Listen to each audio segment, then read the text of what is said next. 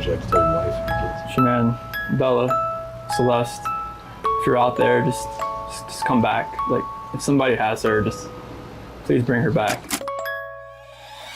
What you just witnessed was one of the most infamous TV interviews in true crime history. Chris Watts seemingly had the perfect life, a loving, caring, and contributing partner, 2 beautiful daughters, and an unborn son on the way. But behind the smiles, the social media posts, the illusion of happiness was a man who desperately wanted a different life. A man whose ego, self-perception and confidence had grown since meeting his partner, and as a result of this, a man who now wanted more. But this is like no normal case of infidelity or a messy breakup. The lengths that Chris Watts would go to forge this new life for himself make me physically sick. In today's episode, we are going to be covering the tragic story of the Watts family murders.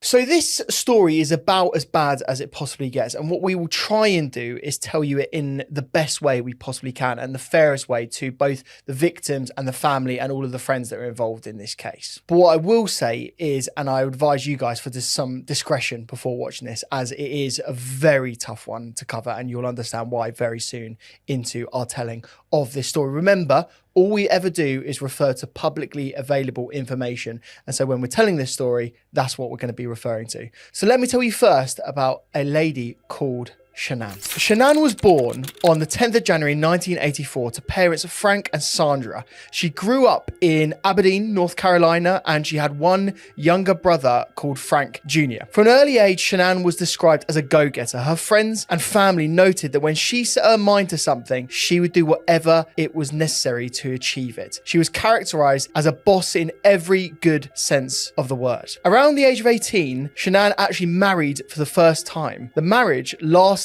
for about 6 years and ended in divorce in 2007. She later recalled that although the relationship was painful, she grew stronger from it. Her ex-husband noted that the relationship had not ended due to infidelity or abuse, but simply that the two had grown apart. During difficult times in her first marriage, Shannan immersed herself in work, sometimes not coming home at night, and was described as withdrawing rather than being confrontational. But the divorce took a heavy toll on her, making her feel like she was a shell of herself, useless and an abject failure, and perhaps not good enough as a partner. Financially, she was not in a good place after the divorce, but worked hard to buy her first home at just 25 years old. And she held various jobs, including working in cell phones as a store manager, and also worked for a tire and wheel business called Dirty South. Around the same time, Shannan began experiencing multiple alarming health issues, including hair loss and a constant feeling of unwellness. She was eventually diagnosed with lupus, and doctors informed her that because of that illness, she was very unlikely to conceive naturally. And in August 2010, it got even worse for poor Shannan. She actually was involved in a car accident, and she was obviously dealing with the lupus diagnosis as well. And so, you know, these health issues were getting worse and worse. She had a serious neck injury from the accident, didn't she? Yeah, it was a pretty significant one. And obviously spent time in hospital. You feel for her, you really do. She's, you know, still a really young woman and still having to go through quite a lot of issues in this time. This is the point in which she gets a Facebook friend request from someone that she doesn't know that well. And to be fair, when she first saw it, she didn't pay too much heedance to it, did she really? No, I don't think she ever anticipated even meeting the man that had sent her a Facebook friend request. And I believe that the man was a friend of Shannan's cousin's, or she was a friend of the man's cousin. I don't actually know what side the sort of the link was from, but this man was a man named Chris Watts. Chris Watts was born May 16th, 1985 in North Carolina. He grew up in a stable family home with his parents Ron and Cindy, as well as his sister Jamie. It's been noted that growing up, Chris and his sister were total opposites. She was described as more of a social butterfly, whereas he was awkward. He kept himself to himself. He was quite an introvert, and he often struggled a lot with social interactions. A lot of people described Chris earlier on in his life as a people pleaser, someone who was constantly seeking the approval of others. Although controlling his feelings and his emotions came easier to him, expressing himself did not, meaning that throughout his younger years and early adult life, he suppressed a lot of emotion and has since said that he spent most of his life feeling like he couldn't be himself. Despite his struggles in social situations, he wasn't a complete loner. He was more just someone that you had to approach and would then open up a little bit, rather than someone that would opt to approach you. Colleagues of his at work used to actually refer to him as Rain Man. This was a reference from the movie, and it was due to the fact that Chris was the only worker on the firm who could give work-related numbers and coordinates purely from memory. So Chris Watts' life up until the age of around 25 was nowhere near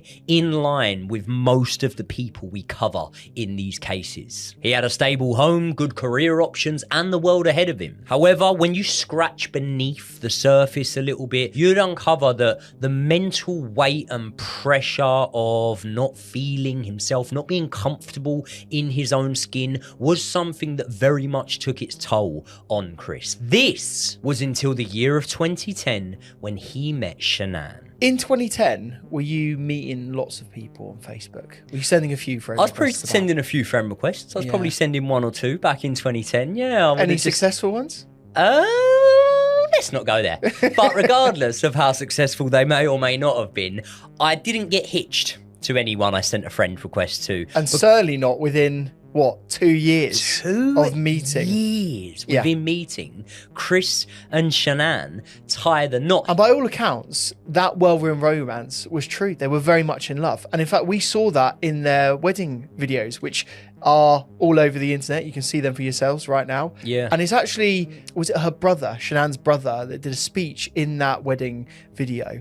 And it was incredibly heartfelt. You could see he was getting a bit emotional. In fact, we'll play it now. I just want to say I love you both. You look great together. She's been looking her whole life for a good guy. I couldn't ask for a better one. I love you guys. Yep, so as you can see, clearly Chris had the seal of approval from Shannan's family, and things got even better for the couple when on the 17th of December 2013, they welcomed their first child, a baby girl that they named Bella. Less than 2 years later, on July 17th, 2015, their daughter Celeste, or affectionately known as Cece, was born. And to be fair, the fact that they were even able to conceive in the first place can be described as a bit of a miracle, to be honest with you. Like the illnesses that Shannan was going through, the doctors, as I said earlier on, had told her that effectively the chances of conceiving were fairly minimal, if not nil. So you can imagine how happy she would have been in this moment to have had not one but two beautiful daughters. Yeah, I mean, I know firsthand. I've got a sister with a similar condition, so I know firsthand exactly like how that would feel to be told by doctors that you can't have kids, and then to be able to have two is just, yeah. I don't know what lupus is. Can you just quickly explain what it is then? Do you know? So when I say similar condition, the condition my sister's got isn't lupus, but it's a condition that basically makes her chances of being able to have kids very, very minimal. She's got two, so yeah. But as I say, I know firsthand that it's a beautiful moment at any time when you welcome a child into the world, but when you've had that hanging over you, and you know, it's almost heaven sent in a way, isn't it? 100%. So things are on the up now. We've just talked about how Shannan was, living a very tough life, in her early years, early adulthood. But she meets Chris. They have this whirlwind romance. They get married. They have the two kids, and then everything starts to be going, I suppose, relatively well for them at the start of their relationship. They get a good job together. They move to Colorado, is it? Yes, they moved to Frederick, Colorado, and they work at the same company together. However, at the time, their combined income's only about $70,000. I say only, but it's not enough, I would say, to be able to live the life that they wanted with 2 children and obviously family in other areas of the country that they'd need to travel for and stuff like that. So Chris actually goes and gets himself a new job.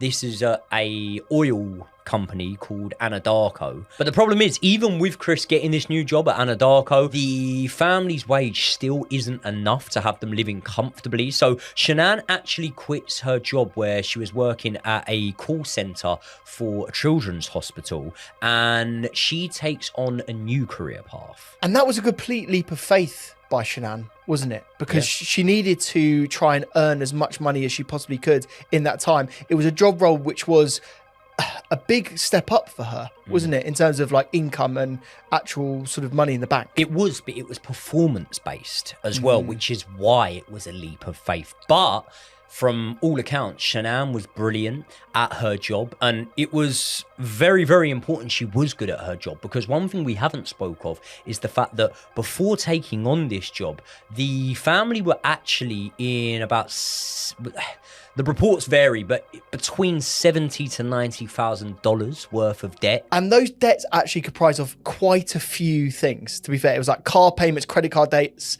student loans, and then also Shannan's actual medical bills were still on there as well. So you can understand how, and let's be honest, mate, relationships are very tough in times in which people go through financial issues.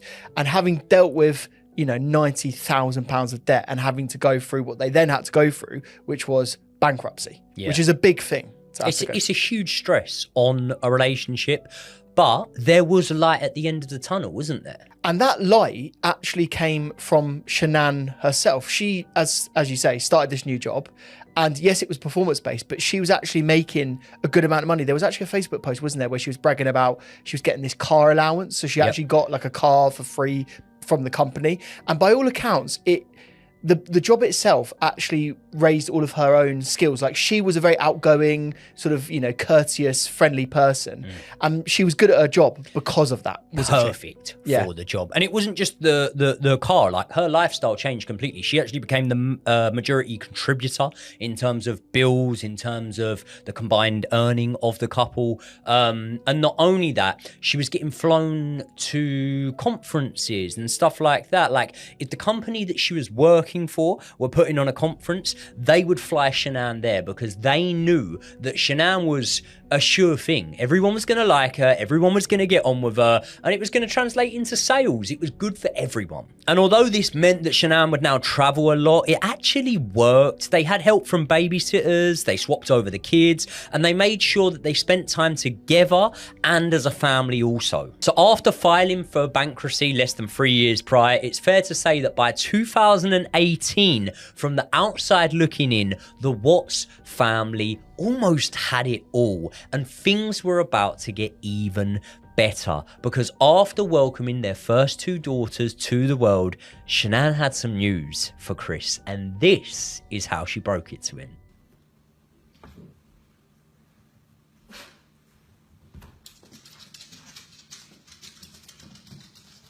We did it again. I like that shirt. And that video was actually posted to Shannan's Facebook. And I think we have to come to this at this point. I think we have to say it, mate. Facebook was a big part of both of their lives at this moment. Shannan was a regular poster. It was a big part of the case in general, wasn't it? Yeah, she was a big poster. And what I would ask you is, what do you think that the Facebook followers would think of this video?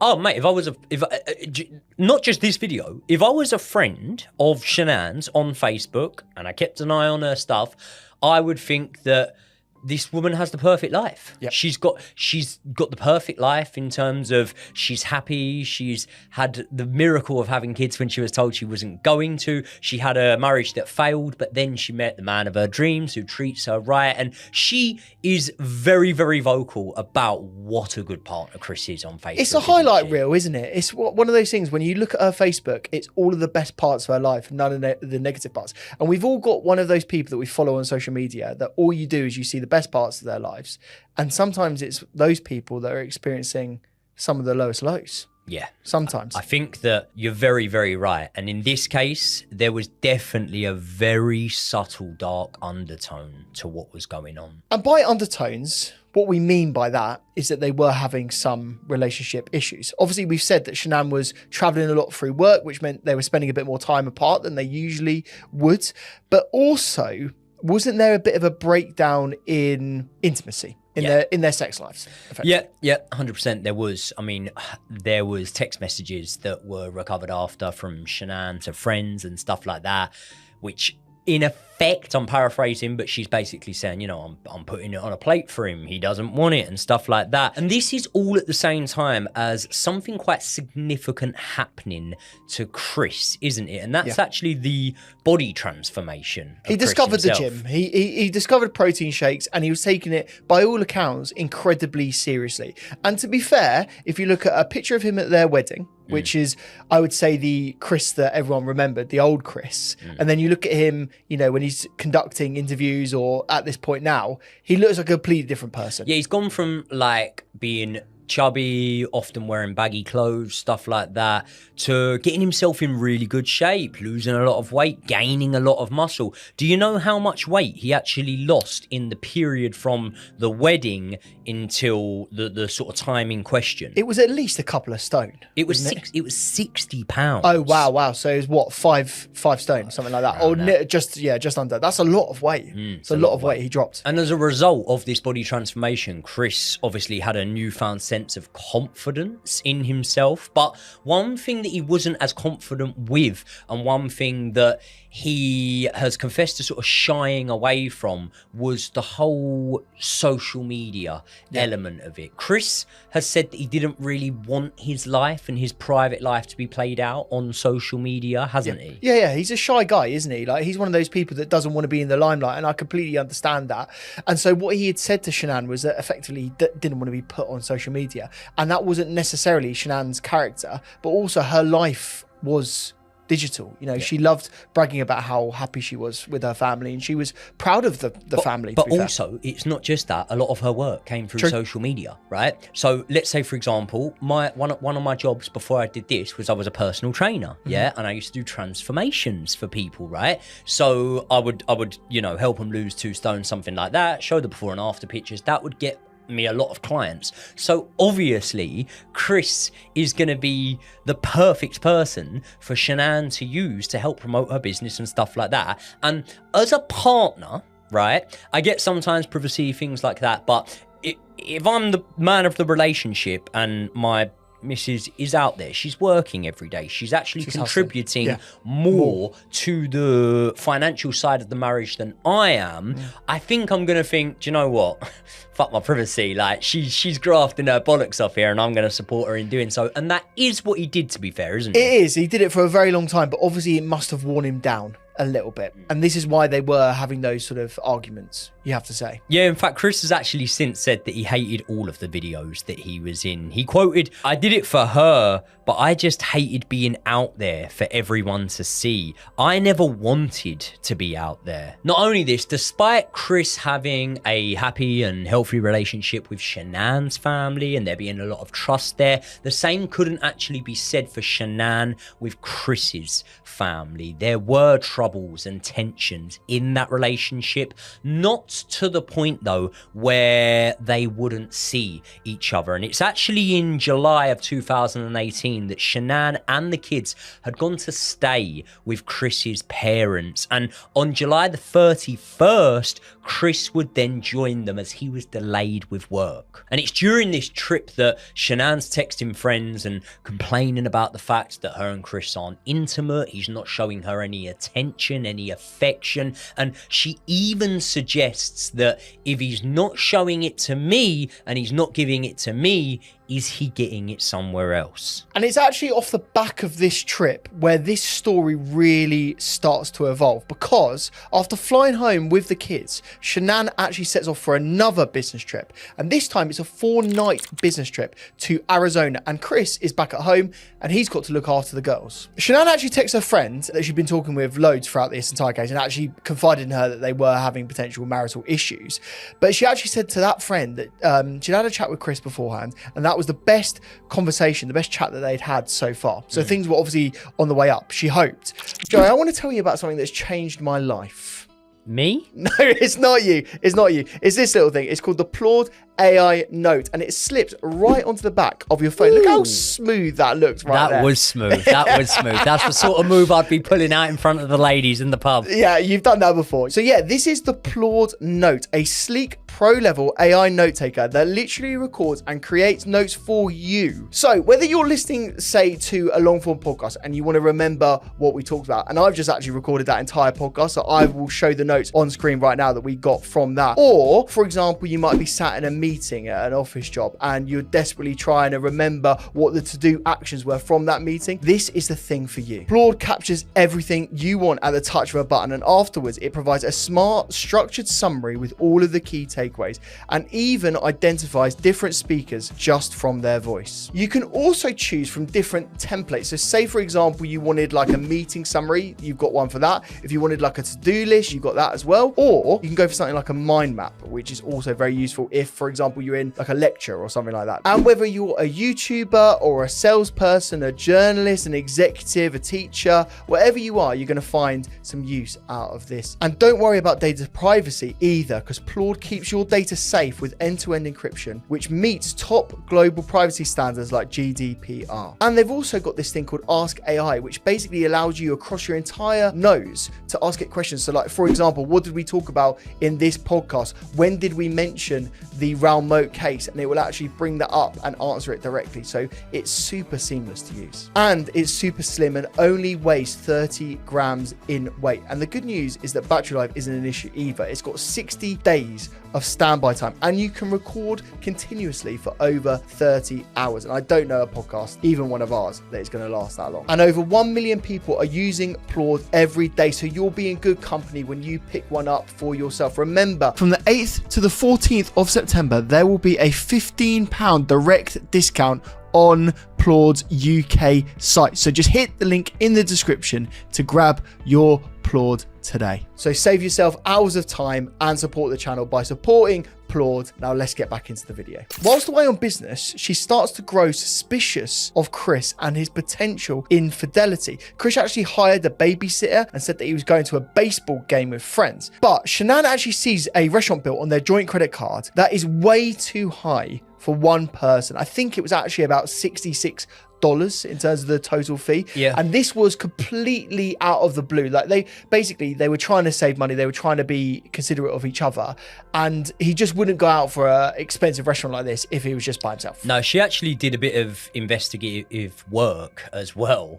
And she looked at the restaurant, had a look at the menu, basically worked out that it was quite a cheap restaurant. So to spend 60 quid on there and be on your own is just, yeah, it wouldn't have happened. So minor alarm bells are ringing at this point, but she's still on this work trip. She has to come home. And this is where her friend Nicole actually picks her up from the airport. The flight was actually delayed, so she only got home at 1:48 a.m. and there's a Ring doorbell camera on the Watts family residence, and that camera picks her up sort of arriving at that time. And you can imagine she's been working, she's knackered, she's potentially a bit worried about what's going on in her relationship because she's seen this charge, and she walks in the family home. And the footage captured on that Ring doorbell is the last time that Shannan would be seen alive again. And it's actually at this point in a timeline, isn't it, where the sort of general public or the more casual true crime fans might know parts of the story, because despite me and you knowing about this case for a very, very long time, it was more so when Netflix did the documentary on it that a lot more of the general public started to actually first find out about the Watts case, wasn't it? Yeah, this is the thing. The documentary obviously starts off on the morning of August the 13th, wasn't it? And this is where the police footage is shown. I mean, you guys, I'm sure, as true crime fans will have seen this. And when we show footage, it will become very clear at what point we're in right now. But basically, as far as I remember, Nicole, Shannan's friend, actually starts calling up the police and is very insistent that they need to go to the Watts family residence on the morning of the 13th and urges them to check him out, check out what's going on around the house, because Shannan was actually meant to be going to 2 different appointments, wasn't she, on that day? The first appointment was a doctor's appointment, wasn't it? And then there was a second appointment, which was a work-related appointment. Which means it was massively, massively out of character for her to miss those appointments. Now, Nicole, Shannan's friend, obviously rings Chris straight away and says, like, there's no movement inside the house. I can see her shoes are still there. I've looked in the garage. I can see her car's there and whatnot. Now, tell me if I'm wrong, right? I've been in this exact situation before, an exact situation when you're fearful that something could have happened to someone inside the house. And what do you think I did? You literally would bang down the door? Would you kick the door in? I booted the door off. Did you actually kick the door down? Yeah, I booted the door off. Yeah, of course did. Okay, booted fair the door enough. in. Yeah. So what? Wow. In that situation, and this is why it's relevant, right? In that situation, it wasn't my front door to boot off. It was one of my best friend's front doors, right? Yeah. I rung him. He was about 5 minutes away in a car. Mm-hmm. I said, should I kick the door in? He said, yeah, right? Oh, wow. So when Nicole rings Chris, you would think that Chris's thing would be get in the house. Nervous, get in the house as quickly as you can. Let's find out what's happening. No. He doesn't do that. No. Don't worry. I'm on my way back. And by the way, can I just give some context to this as well? Nicole this was not the first time that she spoke to him that day. She'd been sending him text messages earlier on in the day. And by all accounts, he's fairly blasé about these text messages. Like, he's not rushing home. I think he actually said, I'll be home in like 45 minutes. What also, she says she wants to ring the police and he tells her not to ring the police. Yeah. Now, thankfully, and very thankfully for the viewers of the Netflix documentary, anyone that's watched any of this on YouTube, she does call the police. And that's where we really get an insight because of the body cam footage. She calls the police because, let's be honest, Nicole's suspicious of Chris, isn't she? She is. And also, can I just say at this point, Nicole is one of the best friends that you could possibly have in the entire world. 100%. She immediately knew that something was wrong. Now, the context of this is obviously she knew that there was some marital issues going on. She obviously just dropped off Shannan as well to the house. We're talking about a few hours before, really. Yeah. And she also knew that Shannan had medical problems. And she also knew that there were appointments that she would never have missed in a million years. Exactly. So she did the complete right thing by calling the police. And obviously the police arrive at the scene before Chris even does. Nicole? Yes. Okay. What's going on? So my friend, we were out of town for a business trip this weekend, and I dropped her off at 2 o'clock this morning. She's 15 weeks pregnant. She wasn't feeling well, and she had a doctor's appointment this morning at 9, and I told her to let me know if she needed me to take her. She's got 2 little girls. She was very distraught over the weekend, wasn't eating normally or drinking, and we kept trying to force it on her because she's pregnant. Her husband and her supposedly are separating, but she didn't know this. She thought they were just having issues. He disclosed that to me today. Okay. As I called him, and I was like, have you talked or heard from Shannan since she left for work this morning? Because I can't get a hold of her. I've called, I've texted. Her car's in the garage. Her shoes she wears every single day are by the front door. So the officer gets on the phone to Chris, and due to the urgency, he asks if he knows where his wife and kids are, to which Chris says he doesn't, but he will be home in a few minutes. And when Chris arrives, he enters the house through the garage door where Shannan's car is parked. He briefly looks at her car before entering the house through the door that leads in from the garage. And he immediately shuts that door behind him instead of letting the police and Shannan's best friend in that way with him. Now, bearing in mind, we now know the layout of the house. We know how far that door that connects the garage to the inside of the house is from the actual front door. It's, if you walked it, it's seconds. It's literally less than 5 seconds. 5 seconds to walk. Yeah. He takes over 70 seconds to then come and let the police and Shannan's friend in through the front door. Now, straight away on the body cam footage, Chris is acting a bit suspect, if you ask me. He's not making much eye contact. He's constantly looking down at his phone. And when the police officer asks him if they're having any marital issues, he actually tells the police officer outright that they were going through a separation. And Chris said to the police that the last time he spoke to Shannan was actually that morning, and that she had said that she was taking the kids to a play date with a friend. But what he was never able to articulate is who that friend was and where they were going, like in precise detail. So something just didn't add up. Well, it also completely contradicts what Shannan had planned for that day. She had 2 appointments booked, and therefore she wouldn't have been taking the kids to a play date. Police also noticed that the bed sheets have all been stripped. Now, Chris explains that after traveling, Shannan does this to get the airport smell off of her. However, it doesn't really add up to me, because that might be Shannan, but why would the kids' bed sheets be stripped? So then you see that Chris is walking in and around the hallways, not necessarily frantically, but he's sort of just trying to figure out what's going on around the house. That's what the police camera sees. He actually discovers that Shannan's wedding ring is left on a side of some description, and he actually brings the wedding ring and shows the police officer at this point that the wedding ring is still there. Not only that, Shannan's car's still there. Both of the kids' car seats are still inside the home, meaning that if Shannan had taken the kids elsewhere in someone else's car, she would have done so without their car seats, and that would be very out of character. It would be the first time that she had ever done that. But not only were the car seats there were multiple possessions inside the house that you just cannot fathom why Shannan would leave the house without. One of those including critical medication for herself. Not only that, she had also left an EpiPen at home for Cece, because Cece had a peanut allergy, and it was a very, very severe, important one. There is no way that Shannan would go out that house without those medications. No, not willingly, at least, without those medications at all.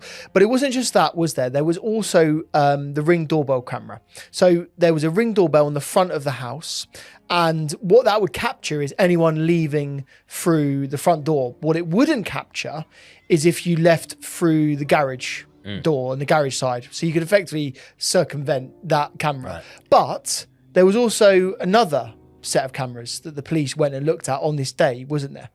This is the next door neighbour's camera, and this is one of the most interesting pieces of footage I have ever seen. Chris goes over with the police officer to the next door neighbour's house. Now, the next door neighbour he's being polite to Chris, and he knows Chris. He's lived next door to him for a matter of years and whatnot. They've probably had family barbecues, stuff like that. It's very common in America. But the next door neighbour is being quite firm with Chris at the same time as he's looking through the CCTV. They actually see Chris back up his car right against the garage door. Now, that's not something that Chris would normally do, especially if Shannan's car is in the garage. And Chris explains himself as, I had a lot to load, and he starts going into a load of pointless detail about all the things that he had to put into his car. But the neighbour actually says to him, if Shannan had left, my cameras would have picked that up. If a car came from this side of the street, if a car came from that side of the street, my surveillance picks up everything. Yeah. So the only thing it's picked up is you coming out of it. It was almost the neighbour confronting Chris in that moment, wasn't it? It literally was. And this is the thing, what the neighbour said very, very clearly is that Chris never, ever, ever would have backed his car up onto the driveway. Do you know why he said that during the time? No. Because basically there was, he was always involved in petroleum, oil, that sort of thing. So he often had like oil on his tyres. And what he would never want to do is get that oil onto the driveway, because it's a hazard for Shannan's car to then drive out and do it. He just would never have done it in a million years. So this was very, very unusual indeed. And the neighbour actually made that very, very clear to the police officer at that time. Yeah, and even before Chris leaves the house, right? If you look at the body language of Chris from the body cam footage when he's inside his own house, and he probably feels a lot more in control, and you compare it to the body language of him when he stood there with his back, by the way, to the footage that his neighbour is showing him from his surveillance camera, it is night and day. You can tell Chris is massively uncomfortable in that scenario. And do you know what the thing that hit me the most was, Josh? God. If that was you, would you at any moment take your eyes off of that TV screen? Never. Never. Because you're literally trying to find out what happened to her. You're trying to discover what actually went on that night. Whereas, as you can see, Chris is constantly looking away from the TV screen. He's using He looks at the cop quite often as well. He looks at the cop a lot. Yeah. He's using sort of comforting body language where he's sort of rubbing his head and things like that. And let's remember, right? Let's remember, at this point in time, this is a man whose family have gone missing. So he has every right to be distressed. Yeah. But his behaviour isn't normal. And the neighbour notices that his behaviour isn't normal, doesn't he? He does. says to police, this guy is not acting right. This is the thing, like, and fair play, the neighbour almost sussed what happened almost straight away. He basically just said he's acting really unusual. He never responds in this way. He's a very shy man and he would never talk this much, let alone then saying, I mean, you've got the video footage. He leaves the house at a very strange time in a very strange way. So there was something just not adding up. One last thing I'll say before we move on from that interaction at the neighbour's house is, do you remember the advert that pops up on the TV? Yeah, so it was an advert for like something to do with pregnancy. It was a pregnancy advert. It was an advert of a baby in a womb. Chris sort of turns, looks back at the policeman and says, she's pregnant. That is one of the most chilling things I've seen, especially with the context that we come to learn. And it's at this point that Chris speaks to the police and he gives his first official timeline of what actually happened that night. And what he says is that Shannan arrives home from her trip at 1:48 a.m. In the approximate 3.5 hours between Chris then leaving for work at 5:15, Chris and Shannan have an emotional conversation where they agreed to separate. And then after leaving for work at 5:15 a.m, Chris never sees or hears from Shannan or the kids again. It's convenient, isn't it? Emotional conversation. Like, some could maybe describe it as an argument, as a breakup, things like that, but it's an emotional conversation. He softened that language incredibly seriously, hasn't he? Like, he could have come clean at that point and said they'd had a complete blazing row. He'd offered to separate and wanted to leave her, but he doesn't do that. He says to the police that just had an emotional conversation. And it's not actually just the police that he says it to, because the following day, Chris gives multiple TV interviews to different media outlets. You think she just took off? Do you think? I mean, right now, I don't even want to just like throw anything out there. Like, I hope that she's somewhere safe right now and with the kids. But I mean, because she just taken off, I don't know. But if somebody has her and they're not safe, like, I want them back now. Yeah, this might be a tough question, but did you guys get into an argument before she left? It wasn't like an argument. We had an emotional conversation, but I'll leave it at that. But I just want them back. I called her 3 times, texted her about 3 times just to say, you know, what's going on. Like, because after I called her and texted her once, it's like maybe she was just busy. Like, she just got back, you know, like everybody's probably calling her from her trip. She just got back from Arizona, and I figured she was just busy. But when her friend showed up, that's what it was like. It registered like, all right, this isn't right. So we've watched those interviews and I'm sure you guys have seen them before as well. There's a few things in there that are blatantly obvious as being very unusual. Have you got a few to start off with? The first things that I would pick up on is the body language being very, very uncomfortable. Now, this isn't an admission or a sign of guilt, by the way. People can feel uncomfortable with the camera on them. Chris has already said he didn't really like being in the public. And we're not body language experts, are we? We're not body language experts. We're not by any stretch of the imagination. But here's my interpretation. When you're rocking side to side with your arms folded, defensive. It's defensive. Yep. It's almost like comforting, yep, cradling a baby, perhaps, isn't it, right? Yep. That's one thing that I would pick up. They're subconscious comforting movements that I feel that he was doing. Also, shaking his head rather than nodding a lot. Now, when you're giving a recount of something, again, it's not an indication of guilt, but if I say, yeah, I'll definitely be able to do it for that time, like I'll definitely be there. If I do that to you, what are you thinking? You're thinking, no, you're not. You ain't going to be there in time. You ain't going to be there in time. Yeah. Whereas if I say, listen, I'll definitely be there in time. Do you know what I mean? It's a small thing, and I'm not saying that it's like a massive indication of guilt, but that was something I picked up on. Did you pick up on anything? So there was a few things that I thought. He never cried once. You know, throughout this whole time, his wife and his kids are missing. You know, his wife is pregnant. You know, never once shed a tear, never once looked emotional in any way. In fact, there were moments in the interviews in which he's smiling to the camera. Yeah.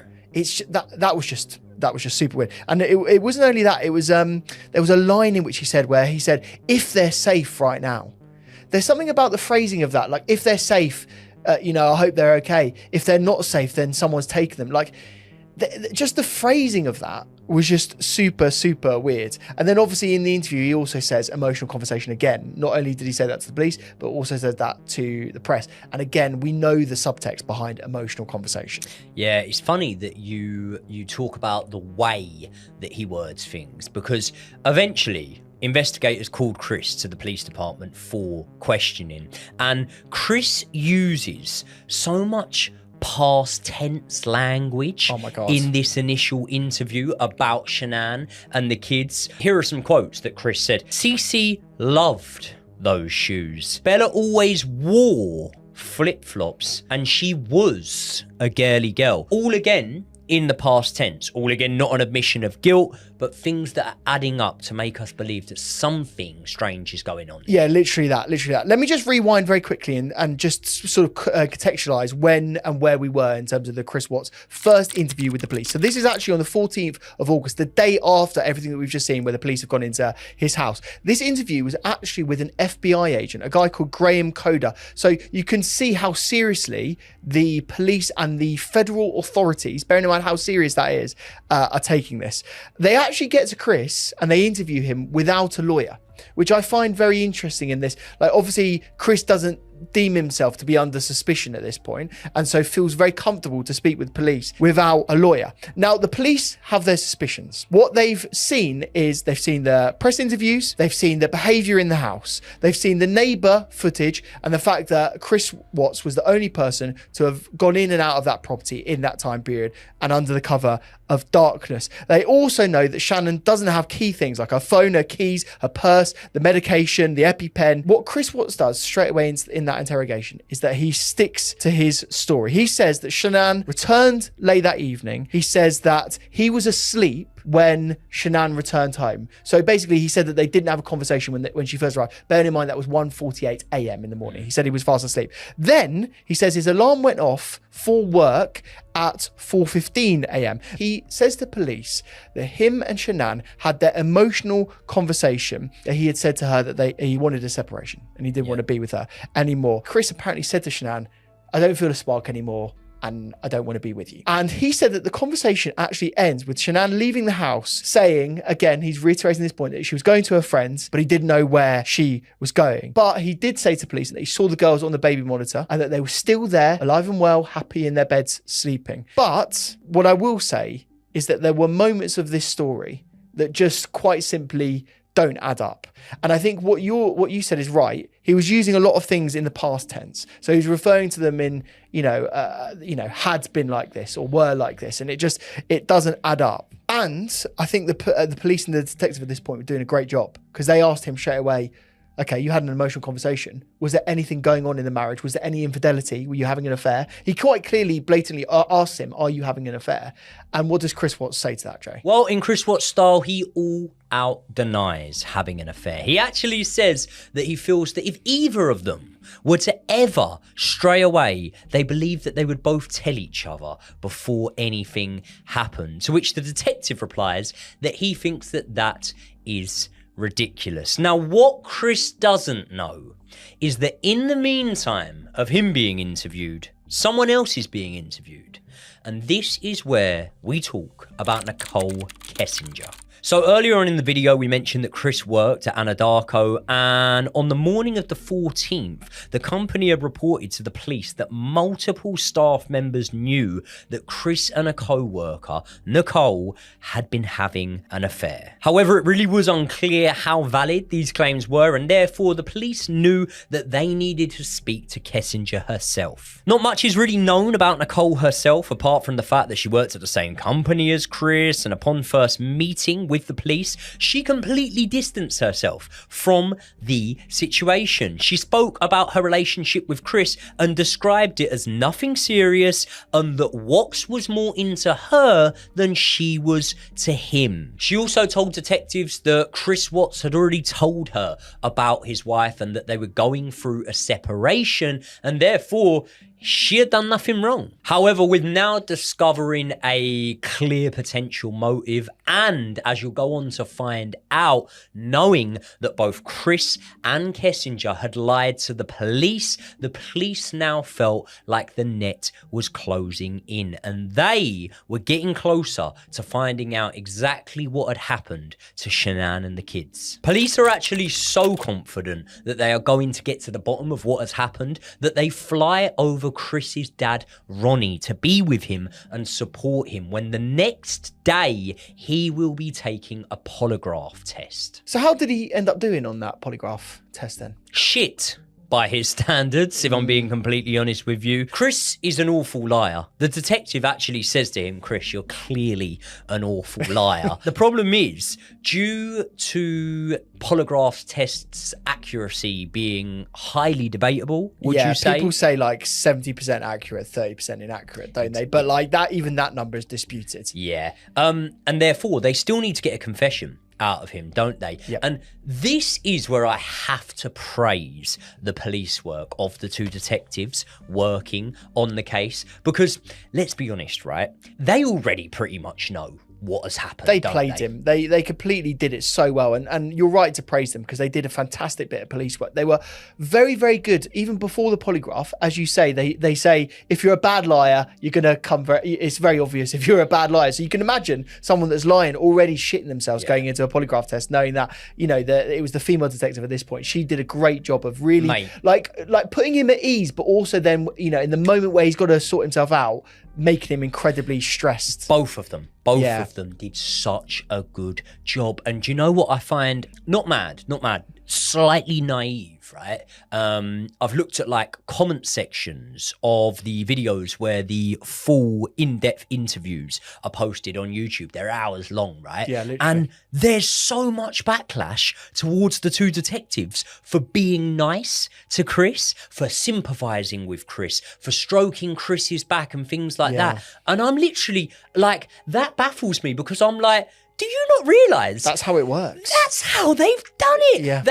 The fact that they have been able to get this man to admit the amount that he has, which we're about to get onto, by the way, without having a lawyer present, without having any sort of legal representation there, shows just how well they manipulated Chris, and I applaud them for that work. They breadcrumbed him, didn't they? They kept giving him very small pieces of information and say, oh, we know this thing. We know what you did here. We know this bit. And eventually what that meant and signified to Chris is that they knew that his story was bollocks. Yeah. And they did that very subtly, and I have to say, very well indeed. The female police officer straight away basically questioned him and just said, I've not seen you be emotional at all. Like your partner's potentially missing and something serious could have happened to her, as well as your kids. No, hold on. She says, right? Yeah. You've come back here 2 days in a row. You've spoke about your kids. You've seen pictures, whatever.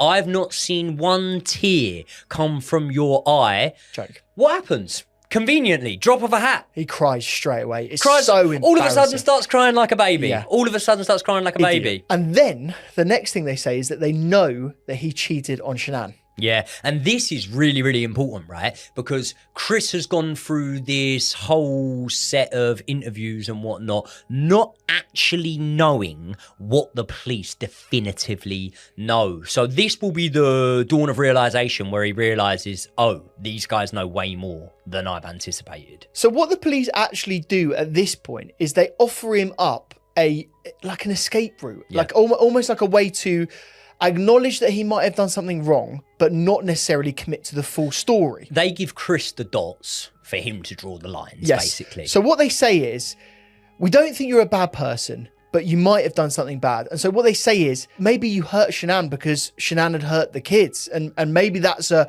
route out of this. You know, maybe you can just, admit to that and tell us what actually happened. And that's something that, Chris can then say, I didn't hurt the kids. I just hurt Shannan. And that would be a way to do that. Now, the key thing to remember is that at no point has Chris ever said that he hurt Shannan up to this point. He'd never even considered this as a potential story. But when the police offer this very subtly, and it's very clear they can't put words in his mouth. They can't say to him, this is what you did. But they do it in a very, very subtle way. And he runs with it. And what happens is his demeanour noticeably changes immediately. He shrinks down a little bit. He starts to think. You can tell he's pondering whether or not he goes with this story that they've conveniently given him. By the way, Chris Watts is thick as shit. When we were talking about him having sort of social anxiety when he was younger and stuff like that, I'm not on about from a socialising point of view, but just interacting with people, he's not good at it. He's not good at it. No, he's not quick either. He's not able to think on his feet. And I tell you what, he's not very good at planning his next steps and his strategy. That's the one thing that he's really, really bad at. There is no strategy. No. There is no strategy. And that becomes very apparent. And it's at this point, almost like a school teacher would to an upset pupil that was crying or something. They have to go and fetch Chris's daddy. She heard him. Yeah. And then well, no, not her. You heard her. So she started hurting the kids. Well, did she kill him? They're blue. Both of them. She choked both of them to death. I forgot him, Shanty. So now the police have somewhat of a confession from Chris, although they would still suspect that it's not a truthful confession. They're getting closer. Now what they need to do is locate the bodies of Shannan, of Bella, and of Cece. And doing so really isn't that hard to do, is it, Josh? No, it's not. So basically the plan and the strategy that they go into, the police here at this point, is they bring in a aerial photo. They get someone to come in and immediately take an image of the site. They know where it is because, you know, Chris obviously just confessed and told them where it is. And again, they bring that photo in and this is very clear with Chris. You show him something, he tenses up, he clams up, and he knows that he's been rattled. And really what he has to do very quickly is show where the bodies are. And he actually diligently does this. He takes the photo, he looks at it, and he marks on the photo with the initials of Bella, Cece, and Shannan. And the two initials of Bella and Cece, his daughters, are actually wrote on two separate crude oil tanks, aren't they? They are. And this is, I think we have to warn everyone right now. This is where we're going to start getting into some really horrific details of this case. But what we'd say at this point is that Chris has taken them to a work site which he works in. There is a very hazardous area of that site. So much so that when operators are working on these tanks, they have to wear full hazmat suits and can't expose themselves inside those tanks for any more than a matter of minutes before it potentially being fatal. And this is what Chris Watts thought was a fitting resting place for his daughters. And to be honest, not that Josh is any less appalled by the case than I am, but being that I've got a child and whatnot, I don't even want to read this bit out. So can you tell us how Chris's confession then changes? Yep, I can. So again, you know, trigger warning for this. I'm going to try and do this as sensitively as I can, but we are going to be describing, you know, Chris's account of a murder here. So just bear that in mind when watching this next section. If you don't want to hear this, just skip forward about 2 minutes. You know, we'll be able to get through it in that amount of time. So Chris changes his story at this point. He comes clean and he basically says that Shannan comes home in the middle of the night. They have a conversation and he basically says to her that he wants to separate. And then he goes downstairs. Shannan is still upstairs. He hears strange noises from the upstairs area. He says that he checks a baby monitor, and this is where he apparently sees Bella, you know, his daughter, lying lifeless on a bed. And then he flips the monitor to Cece's room, and this is where he sees apparently Shannan strangling her. So what he says he does next is that he runs into the room, throws Shannan off of Cece, and then he strangles Shannan to death. At this point, he says he panics and he didn't know what to do. And so he decides to clean up and dispose of all the bodies, he says, to cover for Shannan. And the police keep pushing Chris, and they keep trying to get him to tell the truth and the full story of this account, but he won't do that. He won't admit to killing his daughters.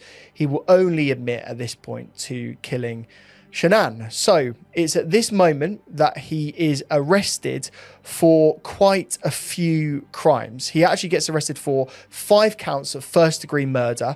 That includes the 1 count of Shannan, and then there's actually 2 counts for each of the children. Basically, that's because it's a murder charge and also the death of a child who has not attained 12 years of age. So basically, in this state, you can effectively get 2 charges for the same crime. So there's 5 total counts of that. Then there's 1 count of unlawful termination of a pregnancy for Shannan's unborn son, Nico.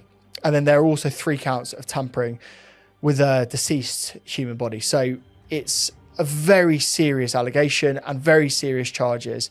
And really, he still hasn't copped to the full amount of what he did. So what happened next? Within just 2 weeks, Chris accepts the plea deal, which means confessing to the murder of Shannan, of Bella, of Celeste, and to the unlawful termination of their baby son, Nico. And we know the reason why Chris accepted this plea deal, and it was because the prosecution had basically said that they wouldn't seek the death penalty if Chris admitted all guilt. Now, this is not disputed, but it's also not completely factual. This is alleged. But have you heard how this came about of not seeking the death penalty? I don't. Go on, tell me.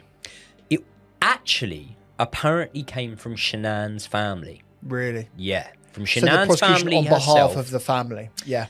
Almost, if you put it, if you compare it to English terms, almost like pressing charges, whether you press charges or not. And it is alleged that Shannan's family didn't think that he deserved the sort of easy option out. Yeah, he's got to have his suffer. He's got to suffer in prison. So it's good that he actually did that. I'm glad they did that one. However, this is not where the story ends, because the revelations that would come out following the acceptance of the plea deal are deeply disturbing. So once he was inside of the jail, Chris confessed via a letter that he had planned to kill his wife and kids, and that he'd actually been something that he knew he was going to do for weeks, stating that when I put the girls to bed that night, I knew it would be for the last time. He said that on the morning of August 13th, when he was getting ready for work, he told Shannan about the affair and that he was indeed leaving her. Chris then says that Shannan told him that he would never see the kids again, and it's at this point that he strangled her to death. Horrifically, he recalls that this actually woke up his oldest daughter, Bella, who was only 4 years old at this time. And she actually walked in and saw her lifeless mother and asked her dad, what is wrong with mummy? To which Chris simply replied, mummy is not feeling very well. He then wrapped Shannan in a bedsheet and put her in the back of the car. He then gets Bella and Cece and puts them in the car without their car seats. And Bella asks Chris why, and he says, we don't need them this time. Chris drives both Bella and Cece 40 minutes to the burial site with their mum's lifeless body touching their feet when she is laid below the seats in the back of the car. It just keeps getting worse and worse, this guy, so I'm sorry. When they arrive, Chris then smothers Cece in front of Bella and puts her into the first oil tank. He then walks back to the car, and his final interaction with his firstborn daughter Bella, who asks him, is this going to happen to me? Apparently he doesn't respond at this point. He then smothers Bella as well, and due to her being bigger, he actually has to squeeze her into the oil tank, damaging her lifeless body in the process. He then goes back to work and pretends like nothing had happened. He has interactions with his work colleagues, and they actually say that he acted very normally and that they didn't have any suspicions of him at that time. How the hell could he have done that? Now, there's actually a book that was written called Letters from Christopher by a woman named Cheryl Cadle. The book's basically assembled from, I'd say, about a year, maybe even longer's worth of pen pal letters that he was writing her from inside the jail, and then she brings out a book on it. And he actually gives a very sort of contradicting account of what happened on that night. This account involves him apparently taking the life of his daughters before him taking the life of Shannan.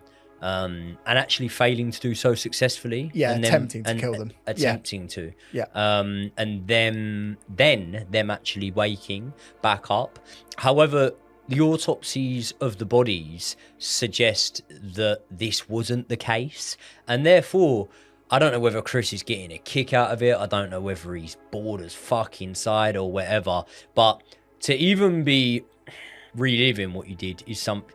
I can't even fucking speak about what he did. I didn't even do it. So the fact that he's speaking about it is one thing. But the fact that he's given different version of events and alterations of it once he's in prison just shows, like, I don't know. I think what's clear is that he is incredibly ashamed of what he's done, and he just cannot physically admit to it. And whenever he does admit to it, he's always trying to deflect from his actions, explain his actions, and also somewhat downright like lying about his interactions with the girls as well, especially in the case that you've just said there. I feel like he's lying to make it seem not as bad as it actually was, because we know the truth is far worse than any of the made up stories that he'd said beforehand. And when you mentioned him deflecting there from his actions, right?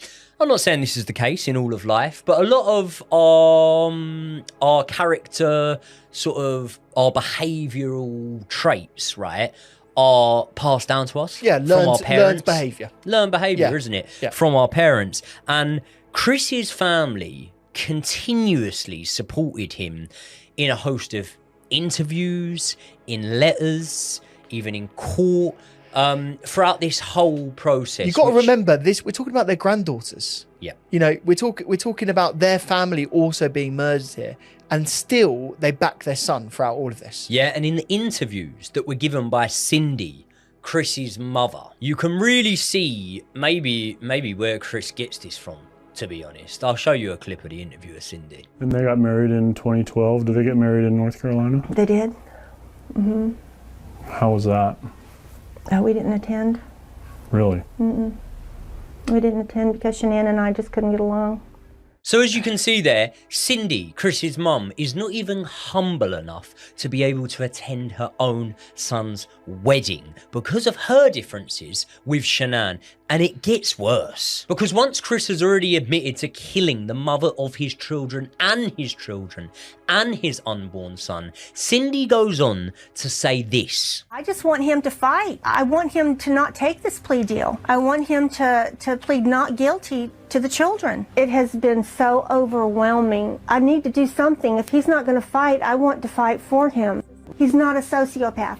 He's not a psychopath. Now, in my opinion, those are the words of a very fucked up woman who is in complete and utter denial. But Ronnie, Chris's dad, although behaviourally was quite different to Cindy and not as forefront in coming to the defence of his son, he did have a lot to say about Shannan in the police interviews from the day when Chris took the polygraph test. Being my wife, most close to my wife's having a hard time getting on with her, but she's, my wife calls him narcissist, her personality, what she thinks she is, bipolar also. She has these mood swings and stuff, and she just said she don't, I don't realize how unstable she was. Who said that? That's not good. When did they say that? That was one of the just told me that a few days ago, whatever. Yeah, that's the way she is. She's just bipolar, 0-16, no time. Do you suspect that Ronnie was actually trying to frame Shannan at this point? Because basically there's this image that Shannan posted on Facebook, wasn't it? Effectively of, what is it, a doll? Yeah. And she posts it on Facebook and says, not sure how I should feel about this, ... She's got Facebook friends commenting on it. It's taken as like light-hearted type thing that kids are playing doctors and whatever, but, you know, clearly they don't understand that that's what you do to a dead body or whatever, right? So it's not anything that's posted. If it was malicious, you wouldn't post it, would you? No. Right? No. But Ronnie uses the opportunity to show the police that image, and he even says, I'm now thinking this might have been planned. What an idiot, though, because what actually came out after the fact via some phone records that the police unearthed is that this image actually came and originated from Chris. He was Chris looking had after the sent girls. it to Shannan when looking after the girls. Yeah. So it was Chris that had taken the picture and sent the picture. Not only that, right? When Ronnie's interviewed alone, he starts talking about Shannan and he sort of says, yeah, you know, to get along with Shannan, You got to know her, you know, she's very bipolar. Now, to describe someone, firstly, as very bipolar, you're not very bipolar. You're not diagnosing someone based on that. Exactly, and that's a serious medical health condition. You're calling it as in, oh, she's very fiery. You know, you could describe someone in that way. You don't describe them as bipolar. That is actually a medical condition. Not only that, he calls her a narcissist and says that she suffers from mood swings. He even recalls a conversation that him and Chris had days before Shannan's disappearance, and he says that Chris told him, I didn't realise how unstable she was. And then wasn't there also this trip to North Carolina? It was a family trip in which Shannan and Chris were there with the kids as well, right? And the grandparents, Ronnie was there as well.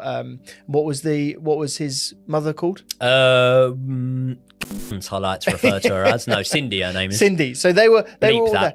they were all there, and there was an occasion where basically the grandparents had given the kids some ice cream. So Cindy had given them some ice cream, right? And the ice cream actually has peanuts in it. And the one thing we know about the daughters, and Cece in particular, is that she had a nut allergy, a very severe nut allergy, so much so that she had to have an EpiPen for it. Hold on, Josh, right?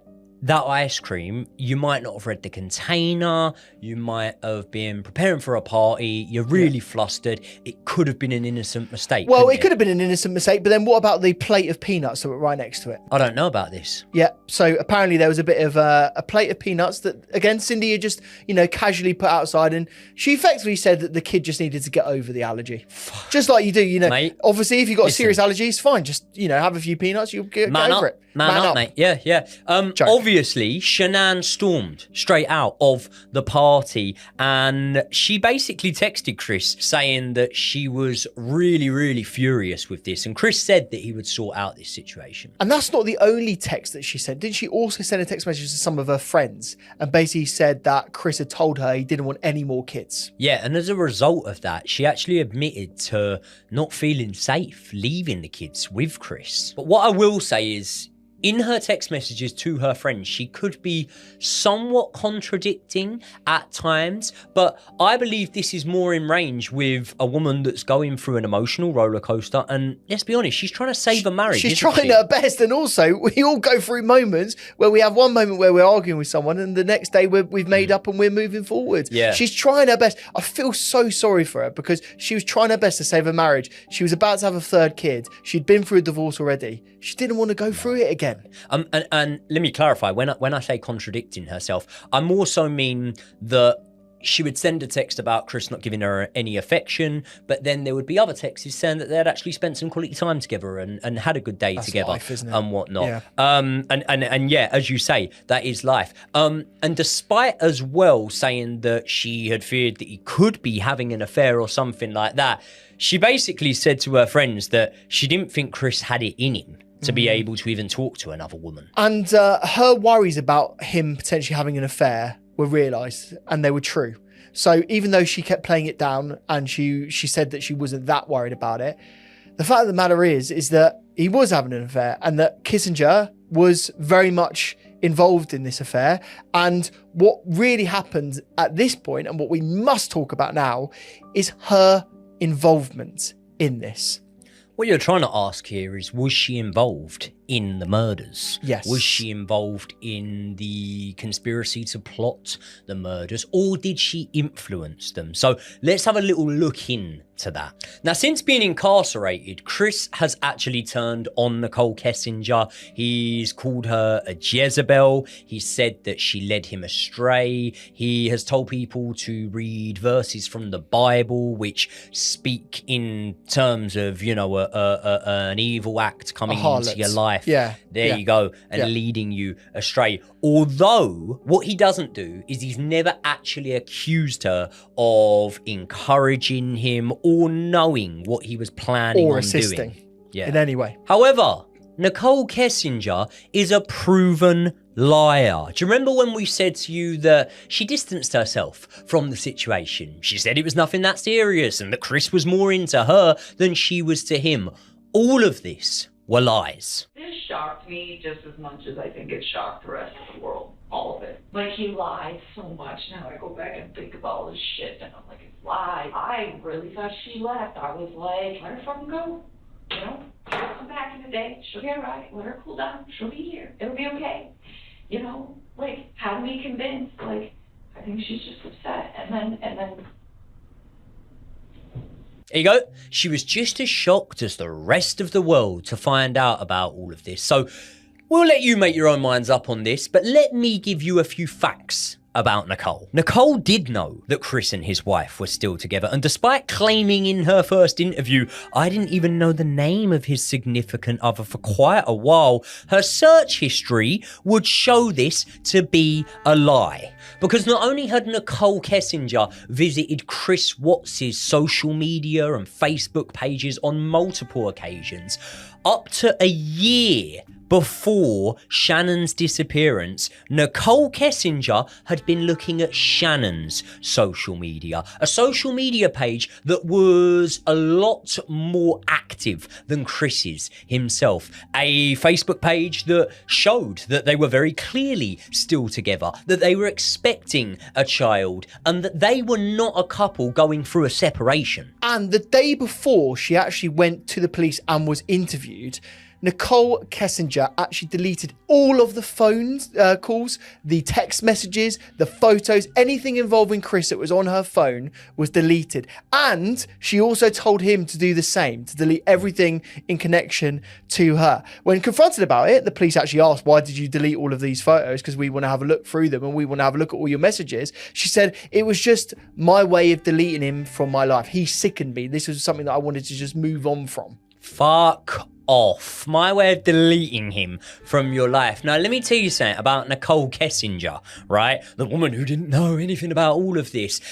As the police interviews go on, she realises they know more than she realises they know, okay? So then she finally admits she's been in Chris's family home on 2 separate occasions, one of which she went upstairs. She would have seen that the couple were still together. They weren't sleeping in separate bedrooms, even though they had enough rooms in the house to be able to do that. Nicole knew that Chris was with this woman. And after this, she goes on to Google and she searches things like, man I'm having an affair with says that he'll leave his wife. And she spends 2 hours looking for wedding dresses. Now, there was another very famous case in America that was prior to this, but actually eerily similar to this. And this was the case of a man named Scott Peterson, who murdered his wife and their unborn child. This man also had a mistress. This mistress came forward, but unlike in Nicole's case, the woman in question, Amber Fry, didn't have a clue that the man she was seeing had a wife until she saw it on the news. 4 days after Chris's arrest, Nicole searches, do people hate Amber Fry? How much did Amber Fry receive from her book deal? And what is Amber Fry's net worth? So, as you can see, Nicole Kessinger, rather than being shocked, heartbroken, and in dismay of what's happened, is already thinking about how she can cash in on this situation, in my opinion. And what I've never understood about this case is that Nicole gets away with quite a lot. Basically, the FBI, the CBI, the police, everyone that was involved in this case interviews her and actually deems fairly quickly that she's not capable or not involved in it in any way. She hasn't ever been formally charged. She's never been arrested. No, she's never been investigated. She's never been investigated. She's never been investigated. Crazy. She's been interviewed 4 times, never been investigated in the case, which is absolutely crazy in my mind. And there's actually a lot of people online that think that Nicole could have actually been at the Watts family residence the night of the murder. Yes, there's a lot of people online who have analysed the surveillance footage from the next door neighbours, and they believe they can see a figure, don't they, of a woman with a ponytail. Now, I'm very, very unsure on this. Sometimes I think that when you want something to be there, your mind can see things and whatnot. So I don't know how much weight I give that. But one thing that we do know is One of the reasons that the police knew that Nichol Kessinger had been to Chris's house was because of a cell phone ping, wasn't it? There's obviously towers that your phone will ping from, and the one that was very, very close to Chris's house was actually around a 20-minute drive away from Kessinger's house. Now, on August the 13th at 6 a.m, after the time, by the way, that Chris is now admittedly has killed his wife, Nichol Kessinger's phone pings on that cell phone tower by Chris's house. Not a route that she would have been passing through for work. No real reason for the cell phone to ping there. Now, on the other 2 times that it pings there and Nichol admitted to entering the house, she was very transparent with police. However, her memory is very, very vague from that day and that morning, and she can't remember why her cell phone would have pinged. You've got to remember, when Nichol does speak to police, she gives them a very detailed account of everything that they did together for like 3 or 4 weeks prior to the event.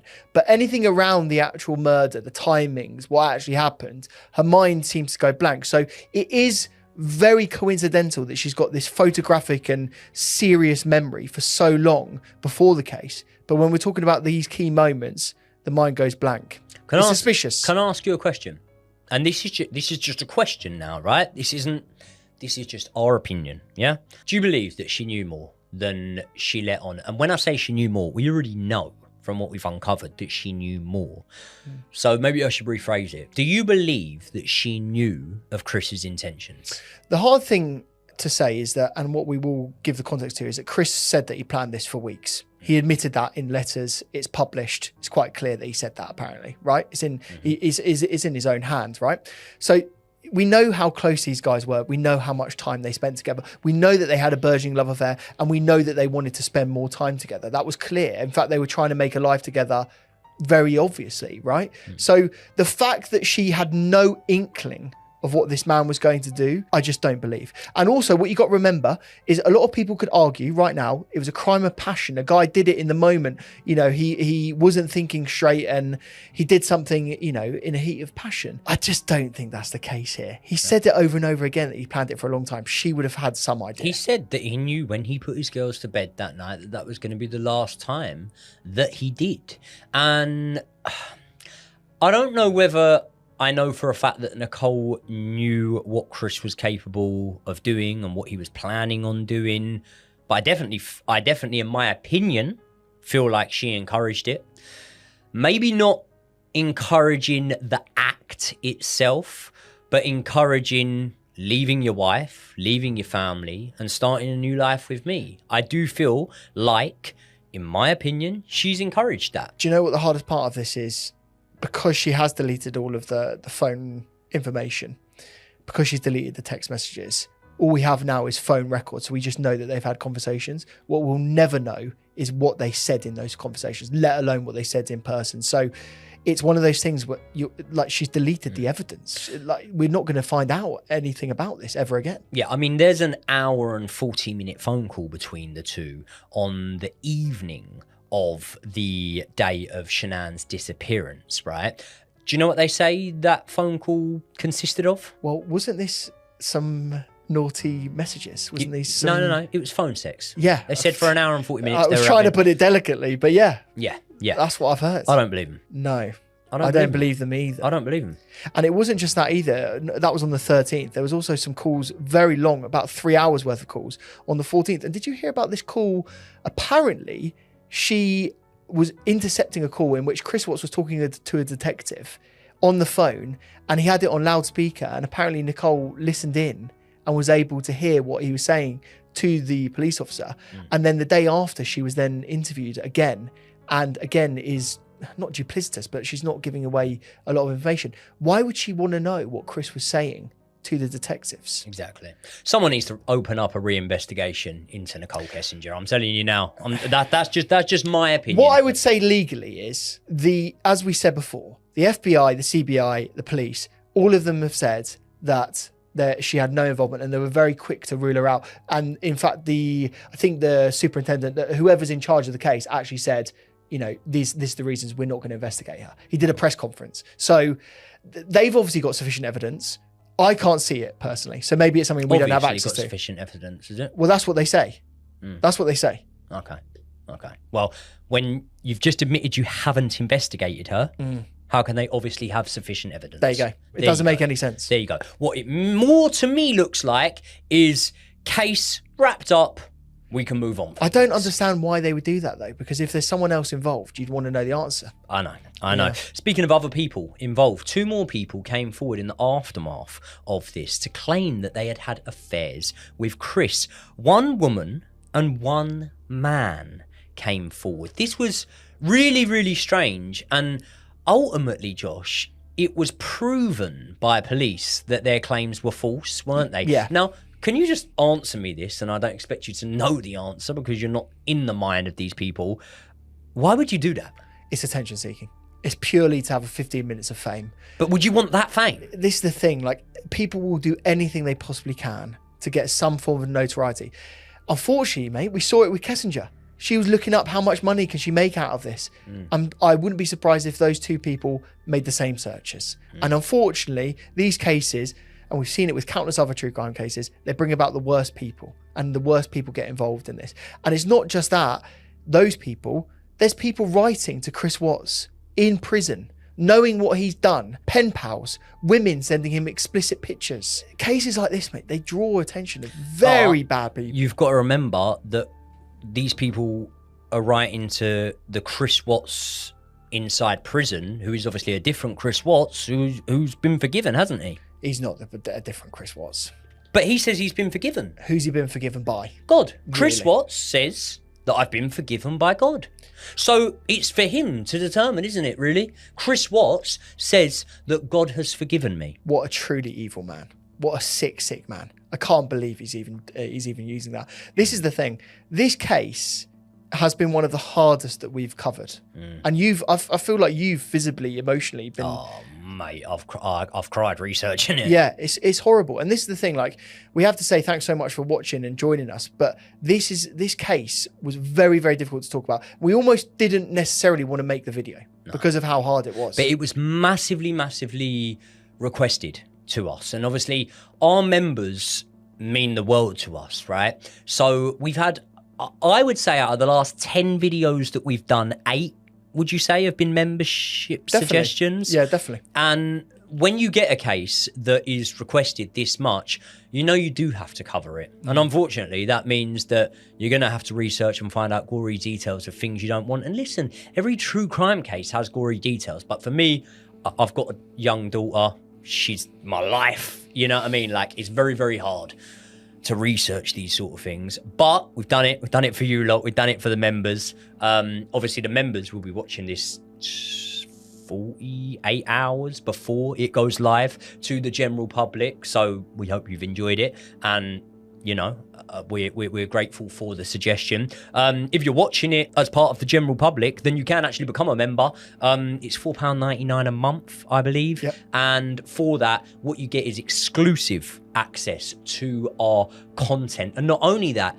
you're able to mold the channel yourself, because as I say, we're taking requests from the members from cases that they want to have covered. Not only that, we do a members only weekly live stream, and once a month we drop a members only video, which is non-true crime related. So if you want to become a member, it is actually linked in the description to this video. But I want to finish this one off, and Josh, you're definitely fitting to do this by giving our condolences to everyone involved, and our prayers and thoughts and wishes. Yeah, 100%. So you know that there are so many people in relation to this case, not just the family, not just the friends, but also people that, you know, like Joey, have families and have had to hear about the crimes of Chris Watts and what he did to his own family. So what we would say is very much our thoughts and prayers go out to every single one of them. We hope that we did our justice to the friends and family in terms of telling this case and actually exposing Chris Watts to be such an awful human being. And our thoughts and prayers go out to the memory of Shannan, her unborn son Nico, and Cece and Bella. May they rest in peace. And thank you, all of you, for watching this video and sticking with us. And we will see you in the next one.